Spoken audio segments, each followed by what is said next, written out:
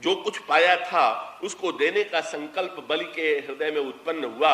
ये बलि के चरित्र की महानता का। इस प्रकार से बलि जब वितरण कर रहा था, लेकिन बहुत बढ़िया बात आती है, क्या यज्ञ कर्म की भी पूर्णता कब है? कर्म की परिपूर्णता कब? बलि की यज्ञ की पूर्णता क्या थी? कब बलि की यज्ञ की पूर्णता यह थी कि स्वयं भगवान दान लेने पहुंच गए। और यही तो पते की बात है कि भाई कर्म की परिपूर्णता तब है कि जब ईश्वर स्वयं का उस यज्ञ में पधारे। और ईश्वर आता भी बड़ी अनोखी पद्धति से है।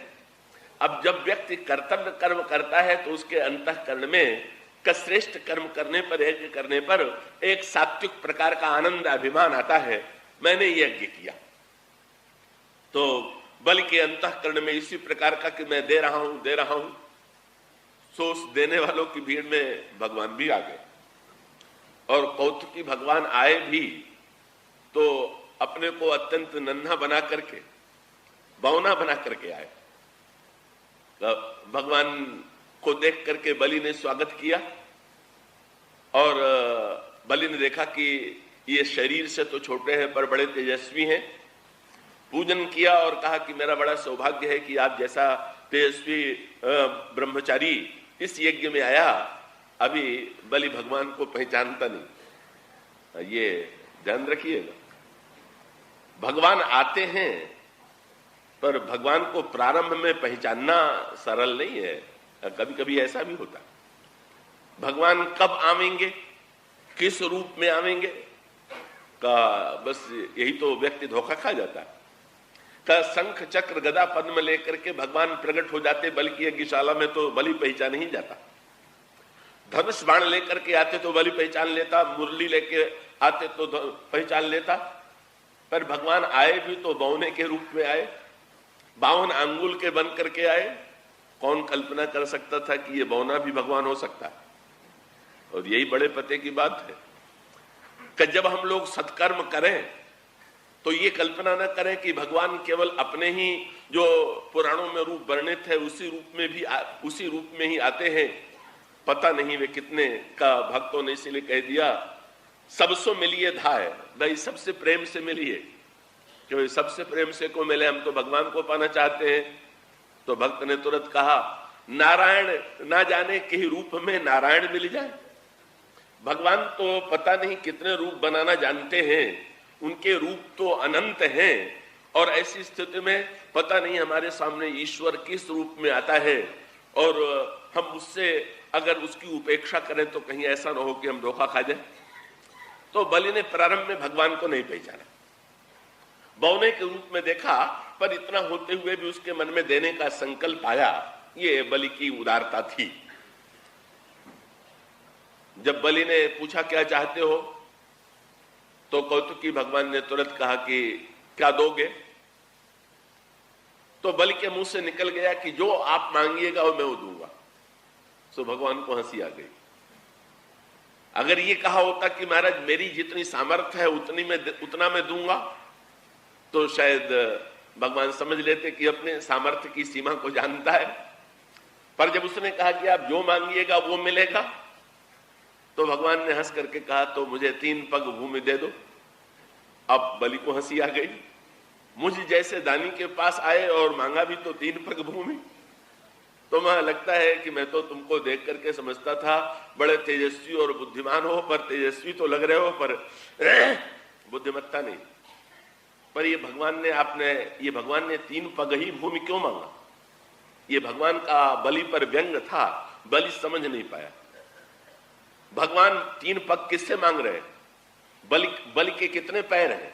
बलि 2 पैर वाला, 2 पग वाले से भगवान 3 पग मांग रहे हैं। व्यंग था, जब तुम्हारे पास 2 ही पग है तो उसी के अंदर दोगे, तीसरा कहां से लाओगे? कभी समग्रता तो केवल एकमात्र ईश्वर ये दावा कर सकता है का ब्रह्म के लिए, परिपूर्णता के लिए कहा गया वो चतुष्पाद है। अब ये जो बेचारा 2 पैर वाला है का वो तो 2 ही वस्तु दे सकता है। हम और आप जो है शरीर में भी 2 पैर वाले हैं और किसी को देंगे भी तो क्या देंगे भाई? या तो अर्थ दे देंगे या भोग की कोई वस्तु दे देंगे, तो 2 ही पैर तो हमारे पास है। भगवान कहते हैं मुझे तो 3 चाहिए। और बलि जब कहता है कि महाराज अरे मुझसे कुछ अधिक मांगिए, तब शुक्राचार्य जी तो तुरंत पहचान गए और शुक्राचार्य जी ने उसका हाथ पकड़ करके एकांत में ले जा करके कहा कि तुमने पहचाना कौन है। यहां तक तो उन्होंने गुरु का काम ठीक ठीक किया, पर आगे जरा भटक गए। तो बलि ने कहा कि ये तो कोई ब्रह्मचारी लगते हैं। बोले नहीं, ये स्वयं भगवान आए हुए हैं और तुम्हारा सारा सर्वस्व छीन लेने के लिए आए हुए हैं, सब ले लेंगे, इसलिए तुम लौटो और कह दो हम नहीं देंगे आपको। बस यही गुरु अधूरा सिद्ध हो गया। भगवान को पहचान, भगवान की पहचान करा देना ये तो गुरु का काम है, जो शिष्य नहीं पहचानता था। लेकिन तो पहचानने के बाद फिर गुरु का कर्तव्य तो यह है कि ईश्वर की पहचान ही न करावे, अपितु ईश्वर को के प्रति शिष्य के मन में समर्पण की प्रेरणा भी उत्पन्न करे। पर शिष्य के धन से उनकी इतनी ममता हो गई थी कि उनको लगा कि ये सब दे देगा तो इसके पास क्या रहेगा, और इसके पास कुछ नहीं रहेगा तो मेरी सेवा पूजा क्या करेगा। बेचारों को लगता है अपनी चिंता हो गई और शिष्य के समृद्धि को बचाने की चिंता हो गई, इसलिए उन्होंने कह दिया नहीं कर दो। लेकिन यहाँ शिष्य बाजी ले गया, तभी तो आगे चल करके वो धन्य हुआ। उसने कहा कि महाराज मैं तो इनको साधारण ब्रह्मचारी समझता था, पर आपने तो कह दिया कि साक्षात भगवान है, और महाराज जब भगवान ही लेने आए हैं तो फिर मैं नहीं करूं, ये तो कैसे संभव। और बलि ने कहा महाराज क्या भगवान लेना चाहेंगे तो ये तो उनकी कृपा है कि वो मांग करके लेने आए, वो तो चाहे छीन भी सकते हैं। तो कोई छीनने वाला, छीनने की शक्ति वाला अगर दान लेने वाला बन करके मांगने के लिए आया है तो मुझे तो गौरव दिया है कि मैं दाता बन जाऊं, इसलिए अब तो मैं जरूर दूंगा। बलि को, शुक्राचार्य जी को क्रोध आ गया। अंत में उसका दंड भी उनको मिला। का भगवान ने, उन्होंने जब लौट करके बलि ने कहा कि महाराज संकल्प बोलिए, का उस समय शुक्राचार्य जी जल का जो पात्र था उसमें घुस गए। प्राचीन परंपरा ये थी, अभी कर्मकांड में ये विधि है कि दान देने के पहले यजमान संकल्प बोलता है और उसके हाथ में कुश दे करके, अक्षत दे करके और दक्षिणा आदि रख करके और फिर उसमें जल डालते हैं और तब वो संकल्प बोलता है। तो उस जल के उस पात्र में जहां से जल गिरने का छिद्र बना हुआ था, शुक्राचार्य जी घुस के बैठ गए कि जल नहीं गिरेगा तो संकल्प बोले ही नहीं जाएगा। वे भूल गए कि जब जीव का संकल्प चलेगा कि भगवान का संकल्प चलेगा। जब भगवान ही, ये जीव अगर ये सोचे कि मेरा संकल्प, मैं भगवान के संकल्प को किसी तरह बदल सकता हूं, तो ये मानो सबसे बड़ी भ्रांति उसकी है। कई इस समय शुक्राचार्य जी इसी भ्रांति में पड़ गए, मैं ईश्वर का संकल्प रोक दूंगा। तो जिस समय जल नहीं गिरा तो भगवान ने बलि के हाथ में जो कुश दिया था वही कुश जो है उठा लिया और उठा करके उन्होंने कहा कि जल नहीं गिर रहा है तो छिद्र को जरा साफ कर दें, तभी तो जल नहीं गिर रहा। ये छिद्र से जल गिरना चाहिए तो सार्थकता थी, पर छिद्र बंद हो गया है। उसको भगवान ने तुरंत जब कुश डाला तो शुक्राचार्य जी के नेत्र में वो लगा और एक आंख उनकी फूट गई। ये भगवान का शुक्राचार्य पर व्यंग था। आंखें दो, एक फोड़ दी। और रामायण में ये लिखा हुआ है कि ये जो केवल बाहर ही 2 आंखें नहीं होती, भीतर भी 2 आंखें होती हैं। और वो दोनों आंखें कौन है? ज्ञान विराग नयन उर्गारी। एक आंख ज्ञान की और दूसरी वैराग्य की। भगवान ने एक आंख फोड़ दिया, एक आंख छोड़ दिया। क्यों? भगवान का व्यंग्य था कि तुम्हारी ज्ञान वाली आंख तो बिल्कुल ठीक है क्योंकि तुमने मुझे पहचान लिया, पर वैराग्य वाली आंख तुम्हारी बिल्कुल खराब है क्योंकि तुम अपने चेले को रोक रहे हो देने से, इसलिए इसको तो फोड़ ही देना ठीक है। तुम वैराग्य शून्य ज्ञानी हो कि जब तक मनुष्य के जीवन में केवल ज्ञान ही ज्ञान हो और ज्ञान के साथ साथ वैराग्य न हो तो उसके ज्ञान की कोई सार्थकता नहीं है। इसलिए शुक्राचार्य जी सब कुछ जानने के पश्चात भी बेचारे एकाक्ष हो गए। और उसके पश्चात फिर जब भगवान ने संकल्प ले बोल करके उसके पश्चात कहा मैं नापूंगा, तो नापते समय बामन से विराट बन गए। भाई भगवान तो रणो रणियान महतो महियान, सबसे छोटा भी ईश्वर है और सबसे बड़ा भी ईश्वर है। बलि की यज्ञशाला में ईश्वर अपने रूपों का साक्षात्कार करा रहा है। सर्वरूपता का साक्षात पहले बौना बन के कराया, छोटा बन करके कराया, और उसके पश्चात भगवान ने अपना विराट रूप प्रकट किया। 2 पग में सारे ब्रह्मांड को नाप लिया। सारे दैत्य तो अस्त्र शस्त्र लेकर के मारने दौड़े। कितना बड़ा ये छलिया आ गया है का 3 पग छोटा बन करके मांगा और नाप रहा है तो बड़ा बन के नाप रहा है कि इसको तो छीन लेना चाहिए। पर बलि बुद्धिमान था। बलि ने कहा कि तुम लोग इस प्रकार की चेष्टा न करो। बलि ने कहा भगवान का संकल्प, और उसका अभिप्राय क्या है? जब व्यक्ति कर्म करता है तो प्रारंभ में हमारे आपके जीवन में अपना संकल्प होता है, और धीरे धीरे आगे चल करके जब हम भक्ति की दिशा में बढ़ेंगे तो उपाय क्या है? जो जो अपना संकल्प कम होने लगे, और अपने संकल्प के स्थान पर जब तक हम भगवान से अगर कहते भी हैं तो अपनी इच्छा पूरी करने के लिए कहते हैं, तब तक सच्ची भक्ति का उदय नहीं हो। जब हम अंत में भगवान से ये कहें, हम भगवान से कहें कि आपका संकल्प पूरा हो, आपको जो अच्छा लगे, आपको जो प्रिय लगे, यही विधि प्रभु प्रसन्न मन होई, करुणा सागर कीजिए सोई। भगवान राम ने चित्रकूट में भरत से कहा, भरत तुम जो कहोगे वही मैं करूंगा, तुम्हारे संकल्प को पूरा करना ही मेरा व्रत है। श्री भरत जी ने कहा नहीं नहीं प्रभु, आपको जिसमें प्रसन्नता हो, आपकी प्रसन्नता में ही मेरी प्रसन्नता है, अपने संकल्प का त्याग कर देना। भगवान ने नाप लिया, और नाप ही नहीं लिया, बलि को बांध भी लिया। और जब उसी समय गंगा का जन्म होता है। अब वो कथा ये आती है कि जो ही भगवान ने नापने के लिए अपना चरण ऊपर की ओर बढ़ाया तो उनका एक चरण जो था वो ब्रह्मा के लोक में पहुंच गया। और ब्रह्मा के लोक में ब्रह्मा ने जब भगवान के चरणों को देखा कि ब्रह्मलोक में उनके चरणों का नाखून दिखाई दे रहा है, तो उनके कमंडलों में जल था, और उस कमंडल के जल में उन्होंने भगवान का चरण धो करके कमंडलों में रख लिया। यही गंगा का पहला जन्म है, और यही भक्त का जन्म भी इसी प्रकार से होता। कब? जब भगवान नाप ले। भगवान काहे को नाप रहे थे? क्या जमीन नाप रहे थे क्या? क्या भगवान नापा तो उस वस्तु को जाता है जो नापा हुआ न हो। भगवान की तो सारी वस्तु न भी न पाई। वे क्या नाप रहे थे?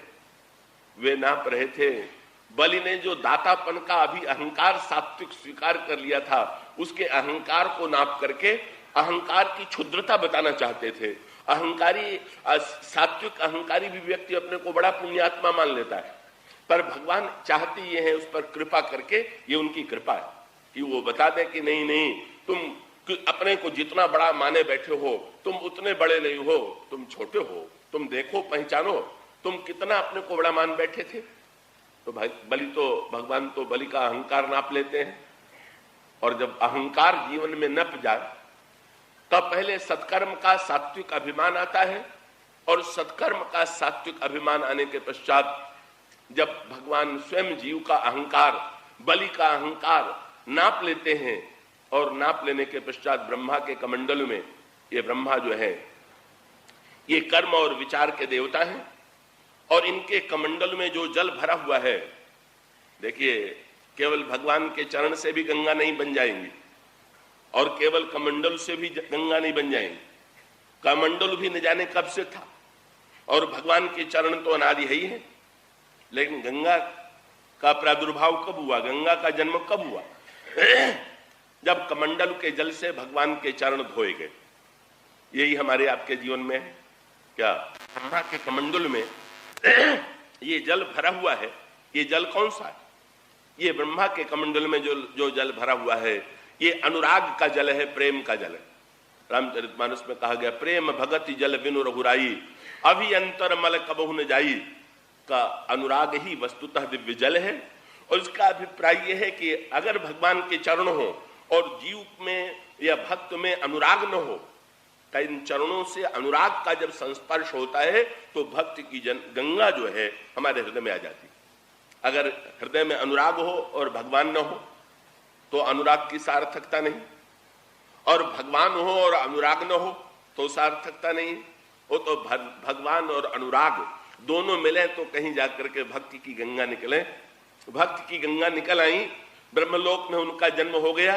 यही इसी क्रम से बलि ने अंत में धन्यता प्राप्त कर ली। जब बलि से भगवान ने कहा कि अब बाकी बचा हुआ जो एक पग है उसको भी दे, तो बलि ने कहा कि मेरे पास तो अब कुछ नहीं बचा, आपने सब नाप लिया। भगवान ने कहा कि नहीं, जब तक तुम दोगे नहीं तब तक तो मैं तुम्हें छोड़ूंगा नहीं। तो बलि को अचानक, पहले तो बलि कह रहा था कि मैंने तो आपने सब नाप लिया, अब मैं क्या दे दूं। पर अंत में बलि को सद्बुद्धि आ गई, क्योंकि वहां तो गंगा निकल चुकी है, भक्त का आप उदय हो चुका है। बलि ने तुरंत कहा कि महाराज अब तो मैं ही बचा हुआ हूं, अब मुझी को नाप लीजिए। सो भगवान ने तुरंत जिन चरणों से गंगा निकली थी उन्हीं चरणों को बलि के मस्तक पर रख दिया। बलि के शरीर को उन्होंने नापा और कहा कि भाई सचमुच 3 पग पूरे हो गए, तुम्हारा दान धन्य हो गया, अब तो तुम जो कहोगे वो मैं करूंगा, तुम बताओ मैं क्या करूं। और उसका अभिप्राय क्या? सारा ब्रह्मांड बलिदान माने क्या होता है? सब कुछ दे देने के बाद भी जब तक अहम का दान नहीं होता तब तक बलिदान नहीं होता। बलिदान का अभिप्राय यह है अपने अहंकार को छोड़ देना, अपने अहंकार को का इष्ट देव के चरणों में समर्पित कर देना। और जब व्यक्ति का अहंकार तब भगवान के चरणों में अर्पित हो जाता है, तब भक्ति की गंगा प्रकट हो जाती है, सत्कर्म की सार्थकता हो जाती है। और ऐसी परिस्थिति में कि ये जो गंगा का प्राकट्य है यही भक्ति के प्राकट्य का स्वरूप। लेकिन ये गंगा ब्रह्मलोक में तो दुर्लभ थी, फिर मर्त्यलोक में कैसे आई? और इसका अभिप्राय ये कि ये संदेह होता है कि भाई भक्ति जो है वो तो ब्रह्मलोक की बड़े ऊंचे लोगों की वस्तु है, नीचे कैसे उतरे? साधारण लोग, हम लोग तो मृत्यलोक के रहने वाले हैं, तो मृत्यलोक वाले तो ऊपर के लोगों के लोग तो भक्ति को पा सकते हैं, पर क्या साधारण लोग भी भक्ति को पा सकते हैं क्या? ये तो भाई भक्ति की तो विशेषता यही। क्या ज्ञान जो है वो तो दुर्लभ है, ज्ञान सबके लिए नहीं है। और कर्म में भी प्रत्येक व्यक्ति कर्म योग का आश्रय नहीं ले सकता। पर भक्ति योग की विशेषता तो ये है कि ये भक्ति योग जो है कि ये तो प्रत्येक व्यक्ति इसका अधिकारी है, तो ब्रह्मा से लेकर के, अब यहीं पर आप जोड़ करके इस केवट प्रसंग पर ध्यान करेंगे। भगवान के जिन चरणों को ब्रह्मा ने अपने कमंडलों में धोया था, भगवान के उन्हीं चरणों को केवट अपने कठौते में भी धो सकता है।